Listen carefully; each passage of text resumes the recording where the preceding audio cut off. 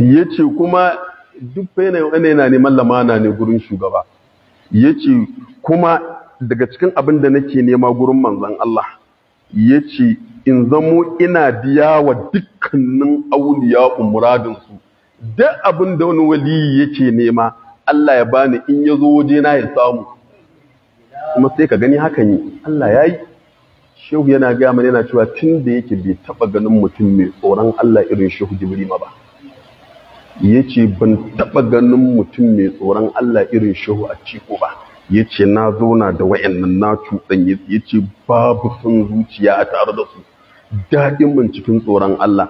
Amma da suka ga Maulan mu Shehu Ibrahim sai suka sallama masa, suka nemi wani abu gurinsa. Kaga an da gane Allah ya amsa mar addu'arsa.